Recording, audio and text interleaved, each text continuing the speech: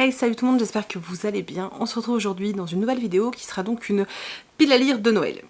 Alors, on va remonter un peu dans le temps. J'avais tourné il y a quelques temps une vidéo recommandation lecture de Noël et pile à lire dans laquelle je vous montrais les livres que j'avais lus les années précédentes, ceux que j'avais adorés du coup, que je vous recommandais et que je vous conseillais voilà, à lire. Et puis j'avais également préparé ma pile à lire.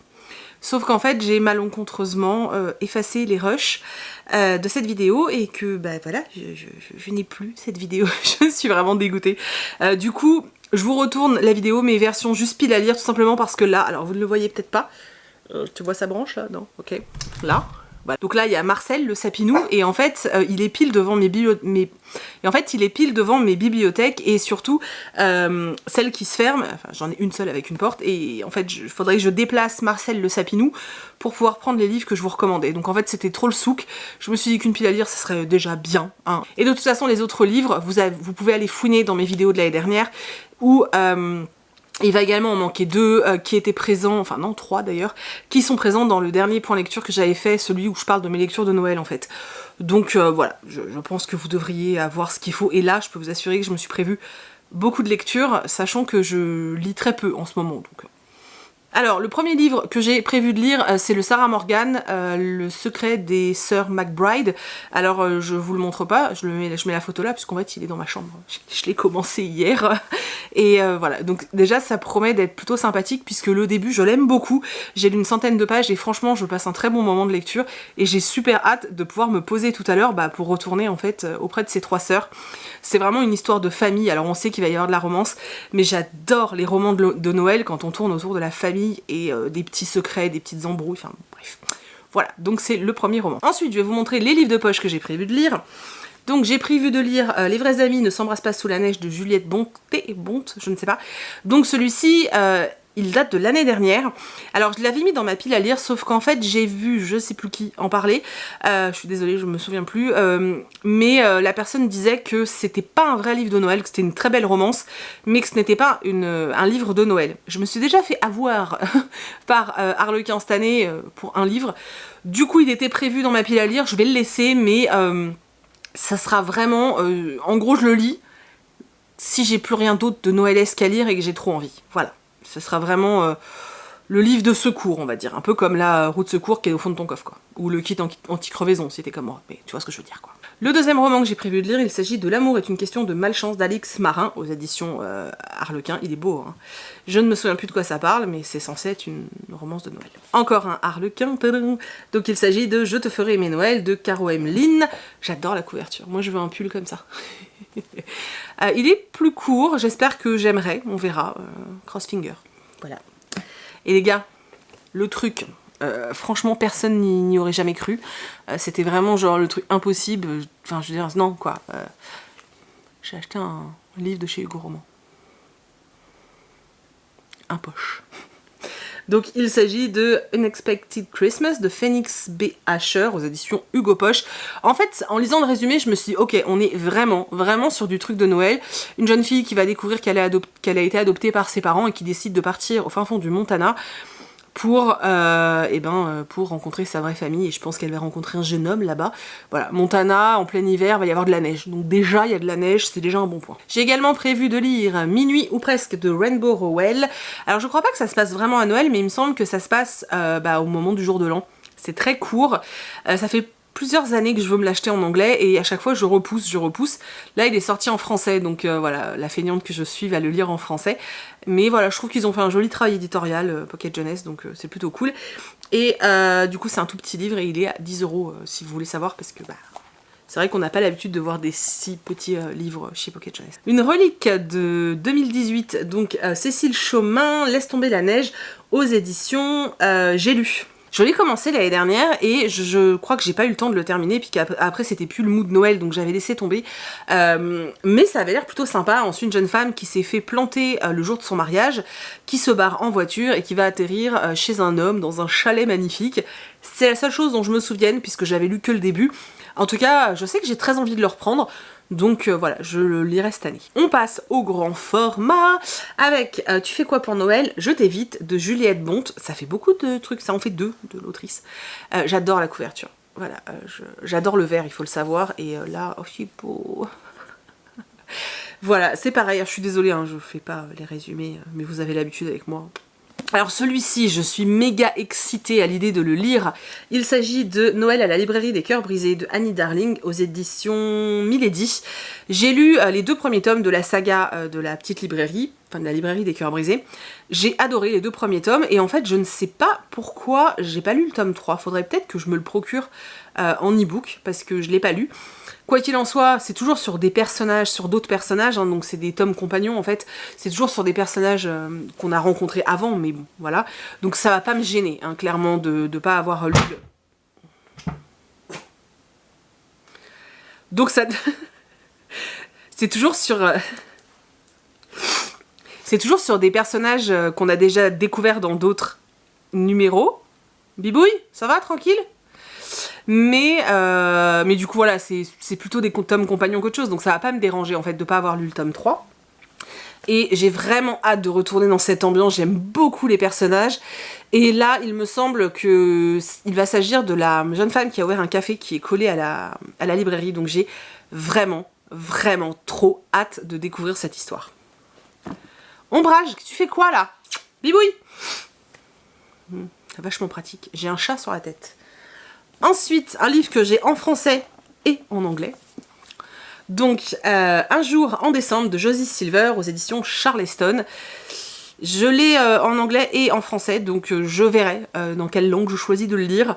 Il y a quand même de fortes chances que je le lise en français parce que ça ira beaucoup plus vite. Dans tous les cas, ce sera une jolie histoire de Noël, je pense. On nous met que c'est un peu un truc à la mode Love Actually, donc c'est un de mes films chouchous. Un petit peu, c'est le bon film doudou, donc bon. Forcément, tu me vends du rêve, moi, en me mettant ça sur la couverture du livre. Et le dernier roman en français, qui là est dans un tout autre registre, il s'agit de Falalalala, la la la la, d'Émilie Chazeran aux éditions Sarbacane dans la collection Exprime.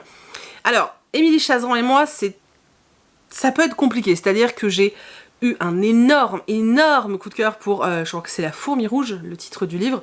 J'ai trouvé son humour énormissime, j'avais adoré. Et ensuite, j'avais lu un de ses livres dans la collection Pépix et j'avais détesté. Mais vraiment, là, j'utilise le vrai terme.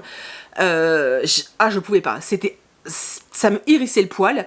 Du coup, là, voilà, j'espère qu'on sera plus dans l'humour du premier que j'ai lu de l'autrice, plutôt que dans le deuxième. Et très sincèrement, je sais qu'on parle de Noël, on parle de nanisme, enfin de personnes atteintes de nanisme.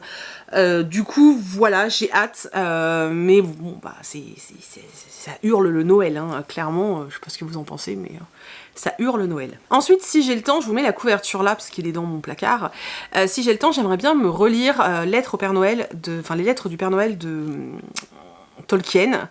Que j'aime beaucoup, c'est un truc que j'aime relire tous les ans, c'est vraiment super agréable. En gros, Tolkien s'est fait passer entre guillemets pour le Père Noël pendant des années et il écrivait des lettres à ses enfants et du coup c'est plein de charme et c'est plein de, voilà, il y a des beaux messages je trouve et j'aime beaucoup relire ça tous les ans, donc j'espère que je vais réussir à me le caser. Il est assez petit, si vous ne l'avez jamais lu, je vous encourage réellement à le lire.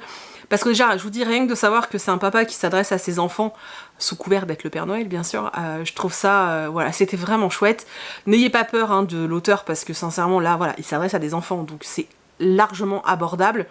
Dans le livre, on a des images du texte original écrit de la main de Tolkien, enfin voilà, il y a vraiment plein de choses, et c'est vraiment un de mes petits rituels tous les ans, donc j'espère que j'aurai le temps de me le caser. Ensuite, je me suis programmé 6 romans en anglais. Ce qui est totalement... enfin, je veux dire, voilà, c'est complètement dingue. Mais bon, bah, je vous les montre quand même. Il y en a 3, si je les lis pas, je serais très triste. Vraiment très très triste, parce que je tiens vraiment à les lire et vraiment je serais déçue. Les autres, bah écoutez, ma foi, si j'y arrive pas, je les lirai l'année prochaine, c'est pas grave, hein, voilà. Donc, le premier que je me suis casé, enfin que je me suis mis dans la pile à lire, c'est The Little Village Christmas de Sue Moorcroft. Alors, je sais pas si vous allez voir, mais là, il y a plein de petites paillettes et tout. Et il est en soft touch, c'est vraiment un très joli livre. Voilà. Il fait 350 pages, mais 350 pages en VO, pour moi, c'est l'équivalent d'un 1000 pages en français, hein, au niveau du temps de lecture. Voilà. Ensuite, je me suis aussi mis The Cozy Christmas Chocolate Shop de Katie Bramley. Voilà, pareil, alors moi tu me mets Chocolate Shop plus Christmas, c'est bon, tu m'as eu en fait. Celui-là est quand même vachement plus long, mais il y a des recettes à la fin. Moi j'aime bien quand il y a des recettes, ça me fait penser au livre de Jenny Colgan. Donc voilà, j'ai quand même très envie de tenter le coup, mais est-ce que j'aurai le temps? Sincèrement, je ne sais pas. Après, je me dis que au pire, si vraiment j'ai trop envie, rien ne m'empêche de les lire en janvier. Voilà, j'ai encore le droit d'être à Noël en janvier, si je veux. Ensuite, un autre qui est sorti en français, mais j'ai pas envie de le lire en français, donc Let It Snow, de John Green, Maureen Johnson et Lauren Myracle. Voilà. Alors c'est Flocon d'amour, il me semble, en français, mais ils l'ont ressorti parce qu'il y a un téléfilm sur Netflix, et je crois que du coup il a été réédité, et je crois que la nouvelle version s'appelle Let It Snow. Je crois, hein, je suis pas sûre. En tout cas, je voulais absolument pas le lire en français parce que je n'aime pas du tout, mais alors pas du tout, les livres de John Green en français. J'en ai essayé plusieurs et je n'ai jamais accroché, à la limite du dégoût en fait quand je les lisais. Donc je me suis dit que là c'était, voilà, c'est pas possible, il fallait que j'essaye en anglais. Maintenant, je voulais le lire avant de voir le film, mais sincèrement je suis pas sûre d'avoir le temps. On verra, c'est pas ma priorité, mais voilà, j'aimerais quand même réussir à le caser, mais c'est pas ma priorité. Du coup maintenant on va passer aux 3 VO qui sont juste les incontournables, qu'il faut absolument que j'arrive à lire, parce que sinon je serais très pas contente après moi. Apprends à parler français ma fille. Donc voilà, je serais vraiment déçue, et non, de toute façon je vais tout faire pour les lire. Tout. Le premier, vous allez vite comprendre pourquoi. Donc il s'agit de An Island Christmas de Jenny Colgan. Donc voilà, non mais sérieusement, l'objet livre, on en parle. Ils sont en train de faire une collection, il est là l'autre, tic là, de Jenny Colgan, avec, vous savez, un peu une ligne équivalente. C'est pas le mot que je voulais utiliser, mais je pense que vous avez compris. Et alors le hardback, les gars, voilà. Comme vous pouvez voir, le marque-page est prêt, hein. Je suis au taquet, j'ai hâte de l'attaquer. Donc ce livre en fait c'est le livre qui se passe à Noël sur l'île de Muir en... c'est quoi le mot en français? En Écosse. Et en fait, vous savez, c'est une saison au bord de l'eau. Voilà, il y a déjà 2 tomes qui sont parus en France. Je crois qu'il y a une nouvelle qui est aussi sortie sur le docteur Saïf, qui est un réfugié qui est venu vivre sur l'île de Muir en Écosse. Mais il faudrait que je la trouve en VO parce que je ne l'ai pas trouvée. Et puis il y a cette version, oh c'est peut-être celle-là d'ailleurs. Non, je ne pense pas. Et puis il y a celui-ci. Alors je sais pas. Je me suis pas renseignée, je sais pas s'il se passe après les 2 tomes que nous on a eu en français ou s'il est entre les deux. Je ne sais pas. Parce que vu la fin du tome 2, j'ai un peu peur en fait. Parce que la fin du tome 2 est un peu tristounette quand même. Donc voilà, j'ai hâte de retourner sur l'île de Muir, j'ai hâte de retrouver tous les personnages. J'ai hâte, en fait, j'ai juste hâte. Et ça par contre, je vais le lire, c'est sûr. À chaque en-tête de chapitre, vous avez un petit bateau. Voilà, celui-ci, c'est juste l'incontournable VO de l'année, c'est sûr. Voilà. Le deuxième qui me fait super envie, c'est le Sophie Kinsella, donc Christmas Shop Holic. Je n'arrive jamais à le dire. Donc Christmas Shop Holic. Voilà, bon, l'addict au shopping à Noël, quoi. Donc de Sophie Kinsella, c'est avec Becky Bloomwood. Vous savez, enfin non, vous savez peut-être pas, c'est une série de livres que j'ai beaucoup lu quand j'étais plus jeune, quand elles sont sorties. En fait, quand la saga La Croix du Shopping est sortie, j'étais à fond dedans, un truc de ouf, j'en ai lu beaucoup. Je me suis arrêtée, je crois que j'ai pas tout lu, mais là c'est le Noël en fait de La Croix du Shopping et moi je veux absolument le lire. J'ai commencé à regarder un petit peu le style de l'autrice et sincèrement ça a l'air assez abordable. Maintenant je suis incapable de lire par exemple un livre en VO sur une journée, même si j'y consacre toute ma journée, c'est-à-dire que mon cerveau ne veut pas, hein. Au bout d'un moment il y a un bug. Donc voilà, mais j'espère vraiment réussir à me le caser parce qu'il me fait vraiment très envie et vraiment, en fait, il me fait vraiment très envie. Et le dernier que je dois lire en lecture commune avec Jess, d'ailleurs Jess ce serait bien qu'on se cale une date, il s'agit de The Christmas Zorus and the Winter Witch de Tom Fletcher. Les détails, enfin il est magnifique ce livre, c'est incroyable. Hop, regardez le hardback. Super joli. Voilà, donc c'est en français c'est le Noël aux ors, donc je crois pas qu'il soit sorti pour l'instant en français. Le tome 1 est sorti en français, d'ailleurs si vous ne l'avez pas lu, je vous le recommande, mais à 3000% parce que c'est une super lecture. tellement mignonne avec ce petit garçon qui a toujours eu envie d'avoir un dino. Enfin voilà, c'est vraiment une super belle histoire. Quoi qu'il en soit, je vais lire ce tome 2 cette année. Et voilà, les livres de Tom Fletcher sont hyper agréables à lire en anglais. J'avais lu The Creakers. Il est sorti là récemment chez Michel Lafon. Et en français, il s'appelle... Je sais pas, je me souviens plus. Mais il vient de sortir, il est sorti en octobre ou en novembre là chez Michel Lafon. Et pareil, c'est le même type de livre avec plein d'illustrations, etc. Enfin voilà, c'est très bien. Maintenant, même si vous n'avez pas un super niveau en anglais, je peux vous assurer que les Tom Fletcher sont vraiment abordables. Donc il faut pas avoir peur d'essayer. Parce que sincèrement, ça se lit plutôt bien en fait. Voilà.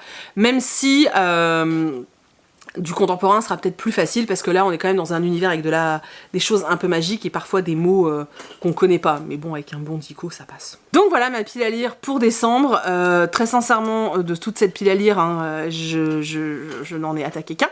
Le Sarah Morgan, que j'aimerais terminer aujourd'hui parce qu'il me plaît vraiment beaucoup et j'ai envie de rentrer totalement en immersion dans ce roman aujourd'hui et de ne faire que ça. Voilà. Mais c'est pas possible, il faut travailler aussi. J'espère que cette vidéo vous a plu. N'hésitez pas à me dire si on a des livres en commun, si vous allez lire d'autres choses à Noël. Dites-moi si vous êtes plutôt comme moi de la team j'ai envie de lire plein de romans qui parlent de Noël pour me mettre dans le mood, ou si vous, au contraire, vous lisez des choses complètement qui n'ont absolument rien à voir. Je suis beaucoup moins téléfilm de Noël, il y en a beaucoup sur Netflix, mais vous voyez par exemple, j'en ai pas encore regardé un seul et j'en ai pour le moment pas un seul qui me fait envie. Celui que je me fais tous les ans, c'est The Holiday, parce que j'adore ce film. C'est vraiment mon petit film culte de l'année. En général, voilà, en général à Noël, je regarde Love Actually et The Holiday. Mais c'est vrai que voilà, ceux que j'ai vu qu'il y en avait plein sur Netflix, mais pour le moment, ouais, pour le moment, je suis pas plus motivée que ça. Je préfère l'immersion par les livres, en tout cas en ce qui concerne Noël. Voilà. Donc vous, n'hésitez pas à me dire si vous êtes plutôt team téléfilm de Noël, plutôt team livre de Noël, ou alors team je lis les deux, je bouffe que du Noël pendant un mois.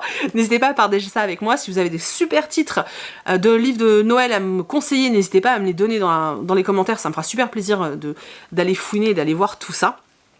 J'espère que cette vidéo vous a plu, que vous avez passé un petit moment sympathique. Je vous fais plein d'énormes bisous et je vous dis à bientôt dans une prochaine vidéo. Bye!